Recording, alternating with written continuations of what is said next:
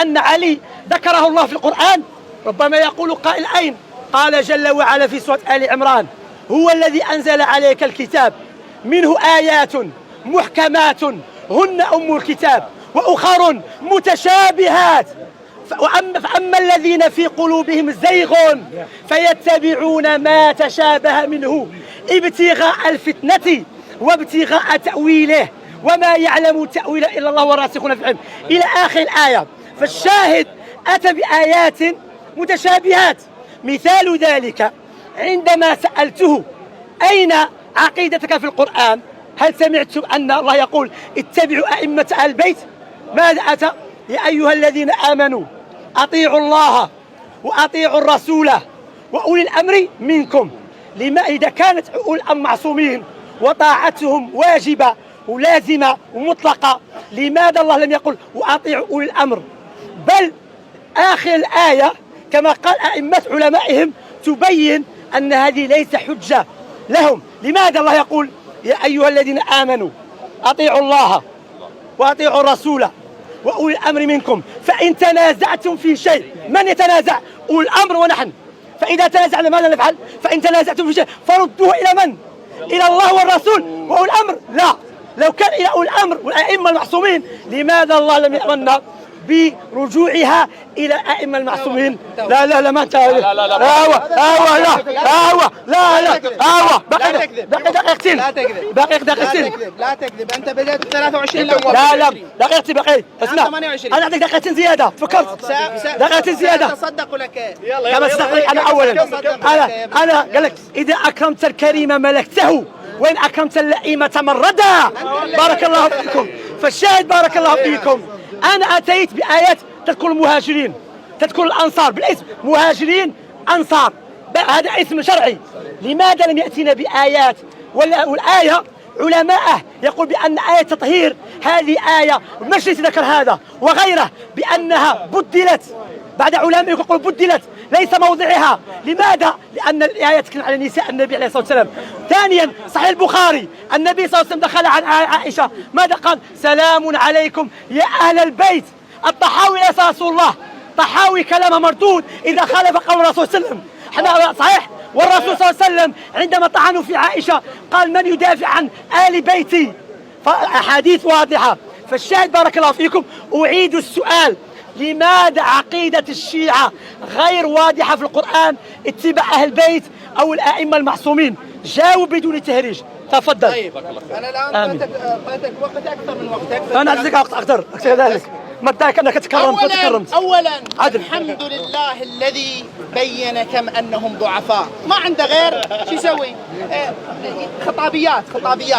خطاب أنتم في قلوبكم مرض، آيات متشابهة. هل أنا لم أسمع ردا على أدلة واضحة وصريحة من الروايات المعتبرة أن الآيات التي جاء بها لا تعني جميع الصحابة. يعني أنا لم أختلف أن هذه الآيات التي جئت بها هي مادحة للصحابة، لكن الخلاف معك في تعميمك على الجميع. ومن أهل المدينة مردوا على النفاق. إذا جاءك المنافقون قالوا: نشهد إنك لرسول الله والله يعلم إنك لرسوله والله يشهد إن المنافقين لكاذبون. نعلم هذا، نعرف أن ثمة منافقين، نعرف أن ثمة مؤمنين. أنت ادعيت أن جميع الصحابة عدول، والقرآن بالآيات التي جئت بها لا تعني هذا، إنما تعني ثلة من أصحاب رسول الله، عصابة من أصحاب رسول الله، جماعة من أصحاب رسول الله، ولكن ليس الكل. ذكر معاوية وقال أنه مصداق لهذه الآية التي ذكرها أنه أنفق بعد الفتح. اسمع، وهو يرد على رسول الله أيها المسلمون، لأن رسول الله صلى الله عليه وآله كما في البخاري وغير البخاري قال: ويح عمار تقتله الفئة الباغية يدعوهم إلى الجنة ويدعونه إلى النار. فبنص حديث رسول الله ثبت أن معاوية داعية إلى النار، فكيف يكون في الجنة؟ كيف يكون في الجنة؟ هنا لا بد أن نكبر، لأن راية الناصبة نكسناها بحديث رسول الله أولا. ثانيا عليك أن تجيب كيف تقول معاوية في الجنة وأنه مشمول بالآية وقد قال عنه رسول الله يدعو إلى النار، يدعو إلى النار، فئته هو إمام الفئة التي تدعو إلى النار. كيف يكون إمام الفئة التي تدعو إلى النار بنص حديث رسول الله في الجنة؟ نكسنا رايتكم بحديث رسول الله. ثانيا يقول الآية أطيعوا الله وأطيعوا الرسول وأولي الأمر منكم، هذه الآية ليست دالة على عصمة أهل البيت. لم يرد على استدلال أن إطلاق الطاعة من الله دليل على العصمة، عصمة الرسول. والله لما قال وأطيعوا الرسول وأولي الأمر منكم، هذه واو العطف، أي أن طاعة الرسول ثبتت لطاعة أولي الأمر، لأن العطف ينقل الحكم الذي سبقه، كما أن الطاعة للرسول مطلقة بقرينة واو العطف الطاعة للأمر مطلقة. قال لو كانت مطلقة، لو كانوا معصومين لقال لردوه إلى أولي الأمر، أطيعوا الله وأطيعوا الرسول وأولي الأمر منكم، فإن تنازعتم في شيء فردوه إلى الله والرسول، ولم يقل إلى أولي الأمر. إذن دليل ذلك أن أولي الأمر شنو؟ مو معصومين. إذن لا يوجد عنده دليل على تقييد الطاعة جاوب على إلا عدم الرد. اسمع هذا من الذين يؤمنون ببعض الكتاب ويكفرون ببعض. أتعرفون لماذا؟ لأن الله عز وجل قال بعد صفحة واحدة في نفس السورة ولو ردوه إلى الرسول وإلى أولي الأمر منهم.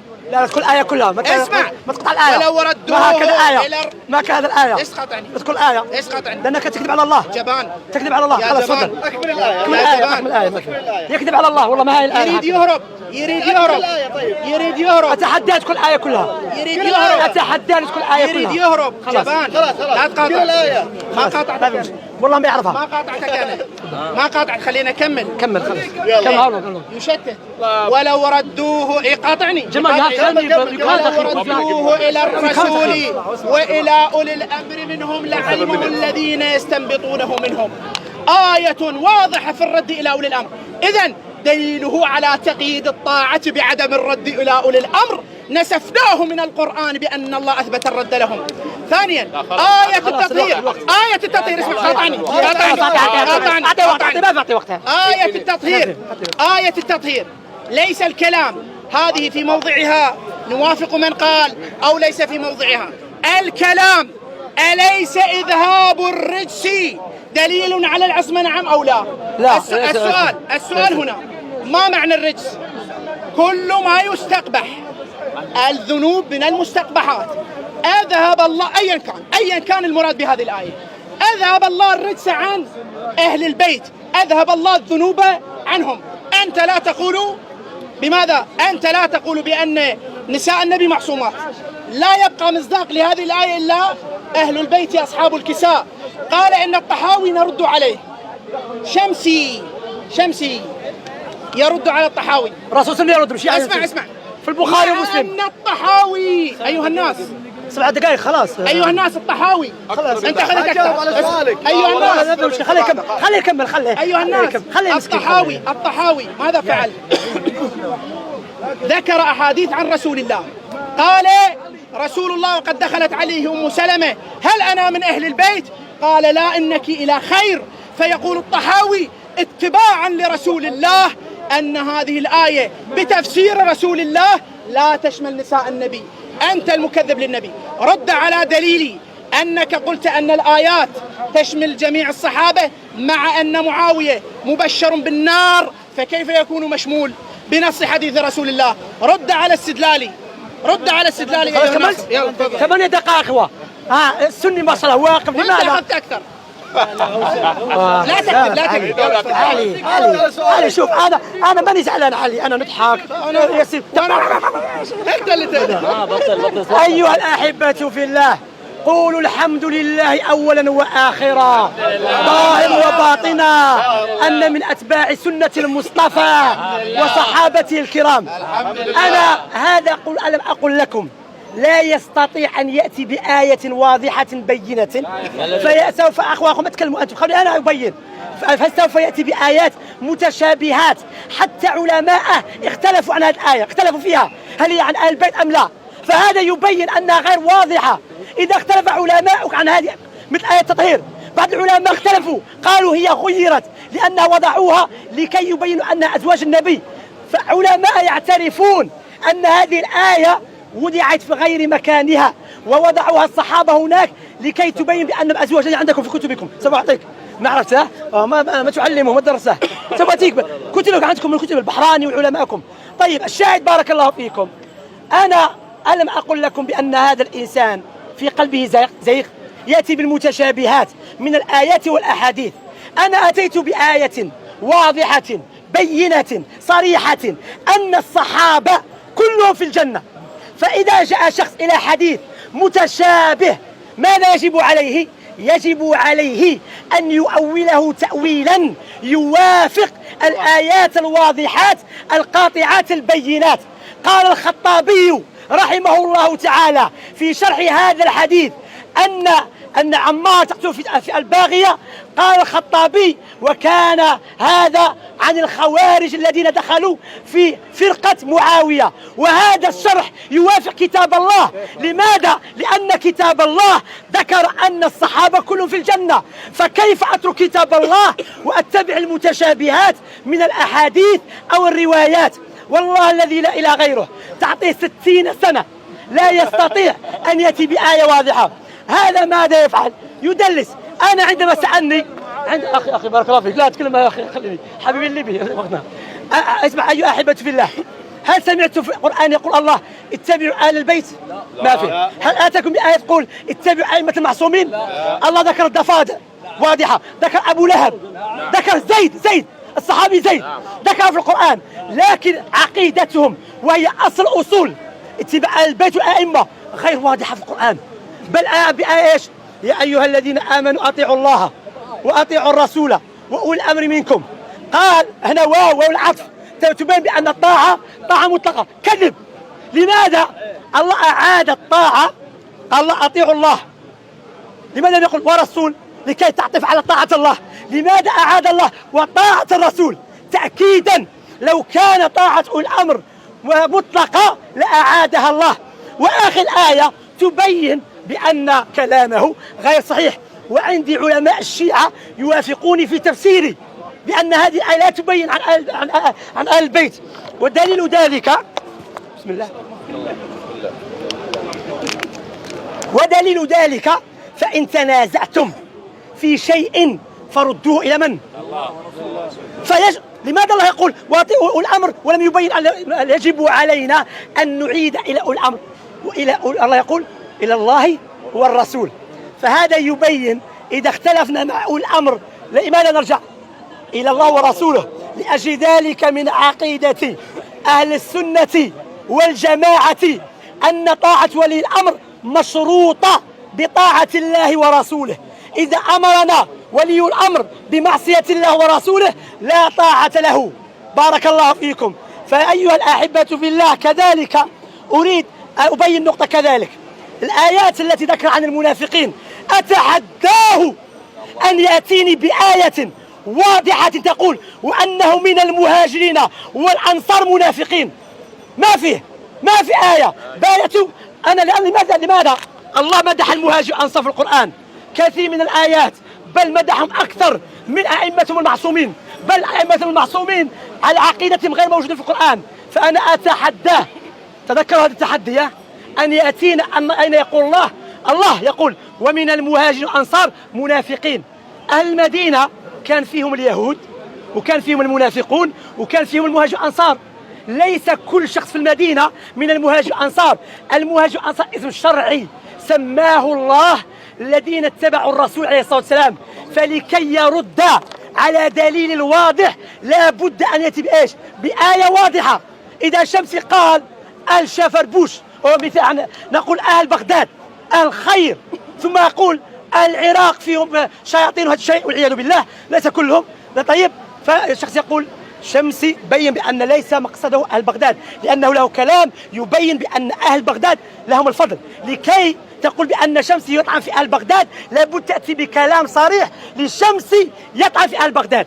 فالآيات في القرآن الصحابة المواجه الأنصار، والسنة النبي عليه الصلاة والسلام يقول في صحيح البخاري ابن عباس رضي الله عنه عندما سألوا عن معاوية قال لهم إنه رجل فقيه، والنبي صلى الله عليه وسلم قال عن معاوية اللهم اجعله هاديا مهديا، وهذا الحديث صحيح. بارك الله فيكم. طيب حبيبي ما قاطعتك تتقاطع الآن. طيب حبيبي بارك الله. أما الطحاوي أنا أتيكم بالحديث صحيح البخاري ومسلم.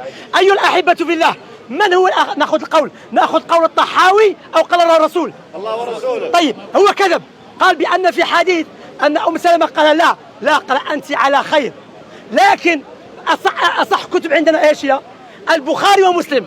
في صحيح البخاري أنس رضي الله عنه هذه في صحيح البخاري أن النبي صلى الله عليه وسلم دخل على أزواجه وقال على عائشة قال السلام عليكم أهل البيت. أليس واضحة؟ واضحة يا أخي، لكن الأعجمي ليس واضحة.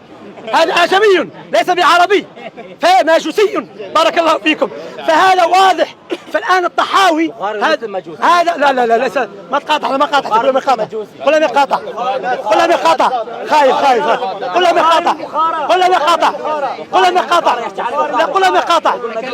قل لم يقاطع لا ليس مجوسي. الشاهد بارك الله فيكم أيها الأحبة في الله، والله أيها الشيعة العقلاء، هل سمعتم من علي آية واضحة تقول اتبعوا أهل البيت أو عن أئمة المعصومين؟ آتانا بآيات مجملات. حتى علماء الشيعة يتفقون معي بعضهم أن هذه الآيات ليس واضحات. فلماذا تخالف كتبك؟ كذلك هو يأتي إيش بالشبهات. لذلك عقيدة الشبهات يأتي بشبهة يأتي بشبهة هنا وشبهة هناك وبروايات متشابهات وأحاديث ضعيفة. وعندهم إيش؟ أذكركم أن الأحاديث إذا خالف الآية يضرب بعرض الحائط. أنا الآيات التي ذكرتها ليس عن بعض الصحابة، بل كلهم لاقوا في الجنة واضحة. الذين قبل السابقون الأولون من المهاجر الأنصار وعن أهل الرضوان. فأنا التحدي الثاني، تذكروا هذه التحدي الثاني أين يقول الله جل وعلا؟ أعطينا آية مثل عبد التلاعب. أين يقول الله جل وعلا أن يجب علينا اتباع الأئمة والإيمان بالأئمة وآل البيت؟ جاوب عن السؤال، ما تحرج. دقيقتين الآن، خلاص 5 دقائق. متى نكمل السؤال؟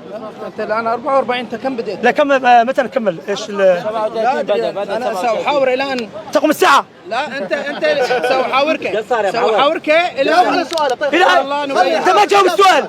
جاوب عن السؤال الآن. لا الآن نتكلم بعضنا بعض. لا الآن نتكلم مع بعضنا بعض. انظروا أنا لا تكلم 5 دقائق. الآن سؤال وجواب. خلي أجاوبك. أنا سؤال وجواب. لا تكلم 5 دقائق. لا تخاف. اسكت خلينا لا ما في مشكلة، خلينا نكمل. لكن تعرف المحاورة في وقت يقع سؤال وجواب. خلينا نكمل جواب. فهمني خلينا نكمل جواب. خليك دقيقة اسمعني علي باش فهم علي. اسمع علي. نعم دقيقة. الآن هو تكلم حبيبي، تكلم هو 5 دقائق. تكلم 5 دقائق. اسمع 10 دقائق. الآن لابد يوقع ايش؟ الزامات. انت تكلمت اكثر من 5 دقائق، الان دوري. لا تتكلم. خلينا دقائق واتكلم. خلينا اتكلم لانك تخاف. عندنا 5 دقائق في المحاضرة. لا احبه اذا ما جاوب الزموا بالجواب. تمام. بارك الله فيك، لأنه يتلاعب الآن. تمام. الزموا بالجواب. اولا هو يريد ان يهرب طبعا. اسكتوا ما بكم. يلا اسكتوا والله يلا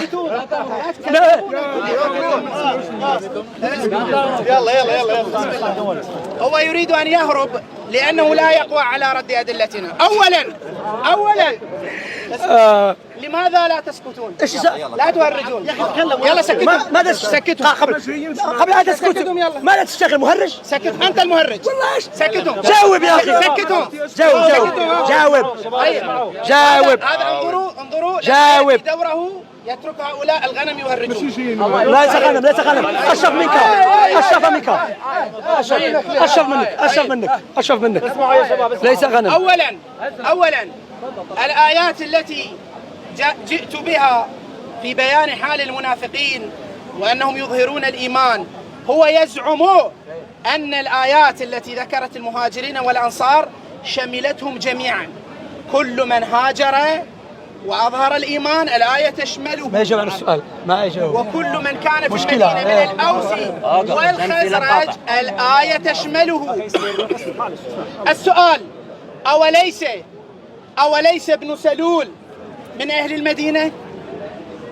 أوليس هو الآن إمام الأوس والخزرج، هو منهم أو لا؟ نعم. صح أو لا؟ صح. إذن لماذا أخرجت ابن سلول من الآيات؟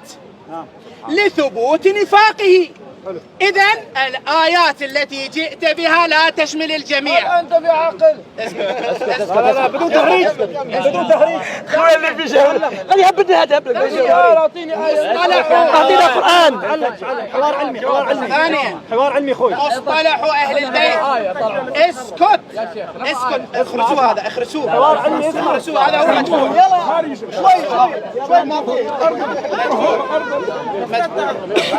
الآيات التي تتكلم عن أهل البيت عليهم السلام آية، نحن نتكلم عن مصطلح شرعي، أي مصطلح ما جاء في القرآن. لغتين قد يقال عن الكلب أنه من أهل البيت. أعوذ بالله من الشيء. أنت من أهل البيت، أنت كلب من أهل البيت، أهل بيت الرسول. أعوذ بالله. لا لا إيش هذا؟ أعوذ بالله. أهل بيت الرسول كلب من أهل بيت الرسول. بيتك إذا عندك كلب بالبيت مو من أهل بيتك. أهل بيتك أنت من أهل بيتك. لا لا. اتركني أجاوب، اتركني أجاوب، اتركني أجاوب. جاوب. أنا أسمع أهل بيت الرسول. أعوذ بالله.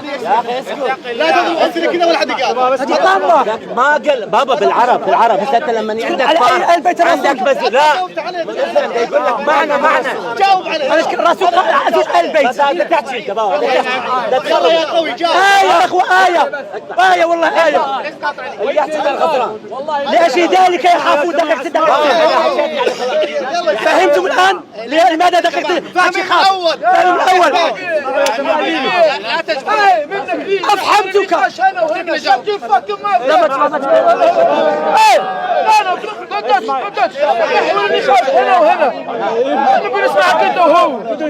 يا شباب اسمعوا. ما جاوب. إلى الآن ما جاوب. ما شاء والله. لأنكم جبنات. أعقل الشيعة من الآية. خلاص حبيبي خلاص يلا كمل لا تهرج. أيها المهرج لما تقاطع. كمل لأنك ما تجاوب. كم جبل ما سمعت تكلم معك؟ كلمتك ولا كلمت مثل جبل؟ لأنك تقاطع. ما ألم أسكت أنا كلمتك سكت. خلاص ادخل تكلم. هو والله ناجح في التهريج والمقاطعة.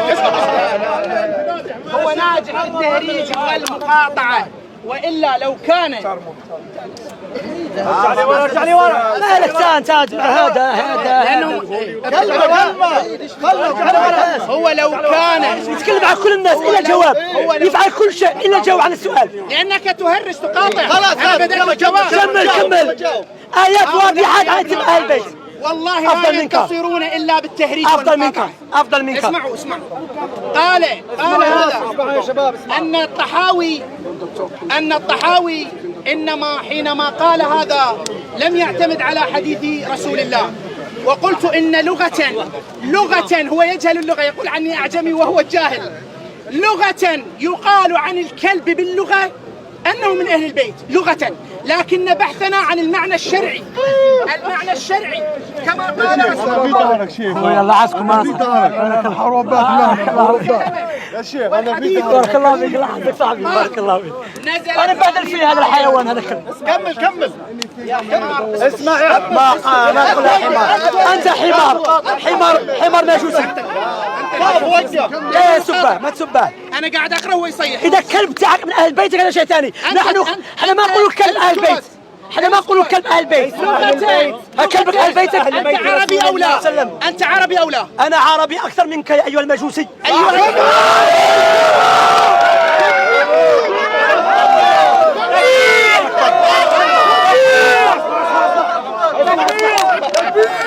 اسمع أنا أجدادي الذين حطموا دينك وعقيدتك.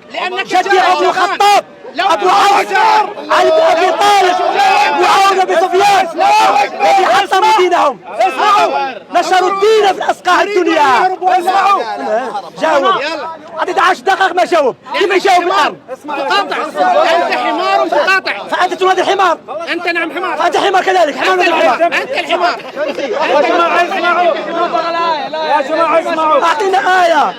خلاص قد يساق الحمار لمن أعطينا آية. أنا أسوقك كما الحمار كيف لا تسمع. أنا أفضل منك. ولا أحاورك. أنا أفضل منك. أنا أسوقك ولا أحاورك. أنا أفضل منك، أكرم منك، أعز منك. أنت جاهل. أنت أنوى منك.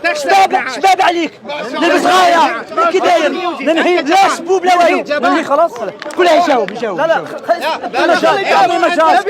يعطي مجال. 11 دقائق من المجال. حوار علمي نتعلم. خلاص وقتك تتكلم. أين الجواب عن السؤال أيها الشعب؟ لأنك آية واحدة. والله آية واحدة. أين الله يقول تبع أهل البيت؟ هذا الإمامة. والله إن الفخر والله ما يجاوب يا أخي. تعرف الآية تعرف تدرب. ما يجاوب. ما جاب آية. الأخوة هل أتى بآية؟ لا يجيب آية بس اسمع. 10 دقائق. لا يجيب آية ولا شيء بس اسمع. لا لا لا لا احنا آية. دول أولاد عائشة شفتوهم؟ إن الفخر أشهد على الكبير. وأنتم نساؤكم يرضعون من التحت باسم المتعة. ونساؤكم يرضعون من التحت باسم المتعة. أخزاه الله. هذا يفعل أمنا عائشة جزاء وفاقا. طعنوا في أمنا عائشة فأصبح نساؤهم يرضعون من التحت باسم المتعة. هيا أخوة هيا.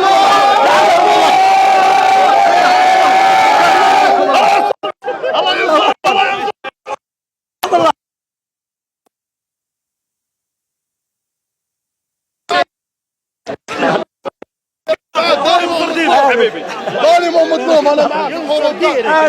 الله يحفظ الله.